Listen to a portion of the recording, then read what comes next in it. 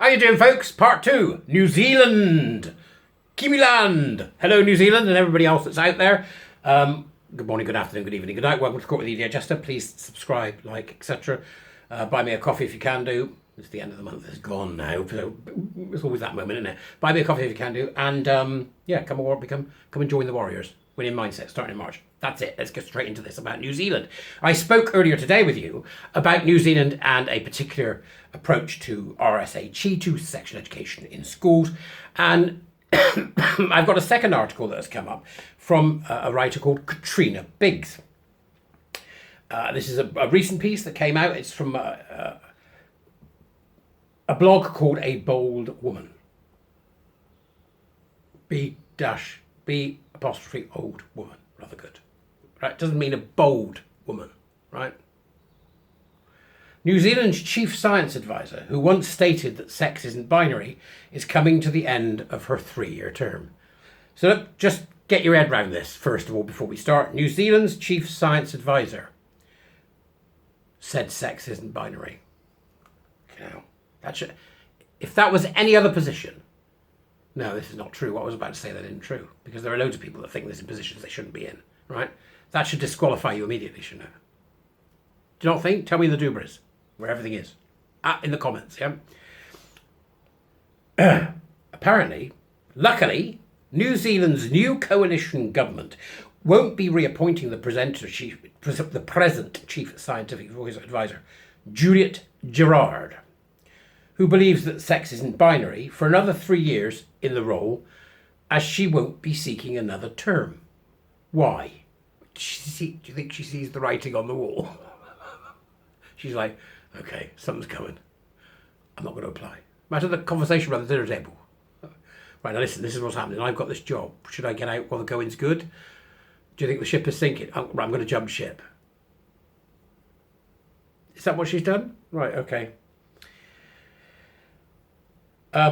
It then continues, a bold woman's blog then continues, unfortunately though, it's likely she'll stay in the science field. There's no replacement for her announced of yet, but with ex-Human Rights Commissioner Paul Hunt not reappointed for another 5-year term, there's a glimmer of hope that gender identity ideologists may not be as popular a choice for high-level public service roles as they were under the previous 2 governments. Professor Dame Juliet Gerard, who is currently in the role of Prime Minister's Chief Scientific Advisor, has held the position since 2018.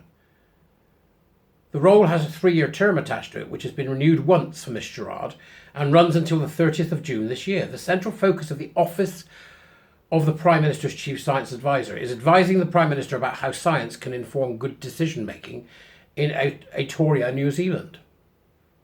Aotearoa. I think I've got that right. Tell me.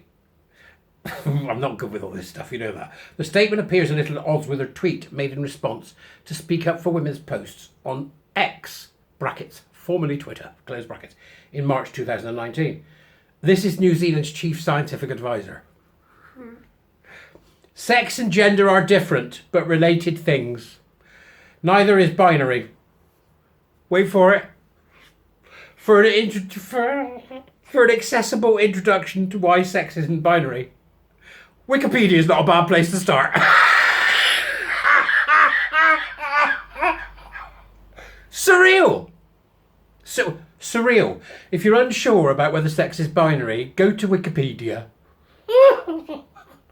Yes, New Zealand's chief scientific advisor stated that sex isn't binary and referred us to a Wikipedia article on the intersex condition by Susie Wiles, a microbiologist and a science communicator in New Zealand. For the record, the intersex condition is not an in-between sex, a third sex, or evidence that sex isn't binary, but a difference of sexual development, a DSD. We've said this multiple times, the use of this word.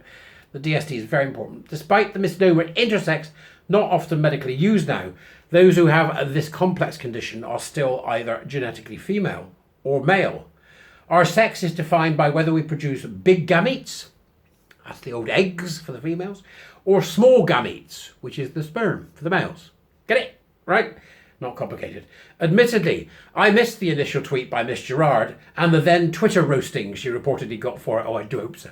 I hope it went on for days.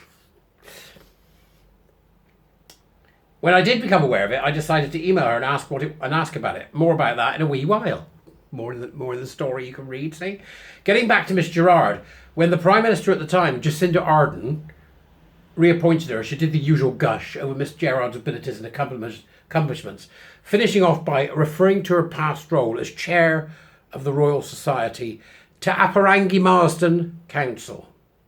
The Marsden Council is responsible for the Marsden Fund, which was established by the New Zealand government in 1994. It distributes grants for research in both sciences and humanities. Of the 3 grants given in 2023, which had the word gender in the description of the research to be undertaken, only 1 grant recipient appears to consider that sex and gender may be different. Who knows what the other 2 are actually researching when they refer to gender, but the Marsden Fund seems to be fine with this fuzziness, right? So there's something weird going on with funding. There's lots of that in there, lots of it, right? The Marsden Fund is administered by the Royal Society of New Zealand, an independent National Academy of Sciences. Oh, what a tangled web they weave! Which in 2021 got itself embroiled in a messy, woke-motivated controversy, kicked off by Auckland University epidemiologist Professor Sean Hendy. This is rather delicious. Professor Sean Hendy and the aforementioned Associate Professor Susie Wiles. It's too long and messy to go into in this particular blog piece, but some may remember the fiasco which was given the informal moniker of the Listener 7. The story about it has been written here, and there's a helpful link for you there when you go to look at the document today. There's a helpful link for those who'd like to read about it. Suffice to say that at the time, the Royal Society of New Zealand decided that blurring the lines of wokery and science was worth risking its reputation for. Its reputation didn't come out of that particularly well. I don't know if it has since had a change of thinking. So we can begin to see that the tweet about sex not being binary, which Miss Gerard made in her capacity as Chief Science Advisor, was not an individual's momentary aberration in isolation. Very important point there. About the power held by somebody who is a nut job like this, who's given a position of power. We must ensure they are not. Right? As far as I know, Miss Gerard has never backtracked on that tweet, and she certainly never explained it to me when I emailed her 38 times between November 2020 and December 2021, asking her if she could do so. Have you guessed what a persistent bugger I can be? Yes, I have. Yes. The reality is that I didn't really know what else to do when she kept ignoring me. Should I just give up as she clearly wanted, or persist in asking for answers as I wanted? I wasn't rude, threatening or abusive in my emails to her, although I admit that some of them got a bit snarky out of frustration at her continued ghosting of me. In truth, I felt that she was the one being rude to me. I also phoned her 3 times and left messages, but never got a return phone call. Right? We saw yesterday, yesterday or the day before, I'm a bit fuzzy about the last 3 days, right? But yesterday or the day before, that Keep Pushing Single Sex Jill, right, had been keeping on to, right, the CPS to find out who they'd been canoodling with. It turned out it was the LGP Foundation, all sorts of Mermaid Stonewall. So they've been being run by activists, right? The CPS, the Crown Prosecution Service, and these activists have been attempting to water down the rules on sex by deception, which don't need watering down, they need tightening. Right? Insane. So we saw that, right? So that's what's happening here. Echoes with the power being misused in New Zealand there. And also what happened to Joe Phoenix. The sheer time, the response is not received. We're seeing this everywhere, and it is not anything to do with the grassroots movement. It's a top-down imposition. And the only way that we can change it is one person at a time. Come join us. Come and join the warriors. We're fighting back. Damn these people, damn them, damnation. We're doing all that. So come and help us. I'll see you later. Bye.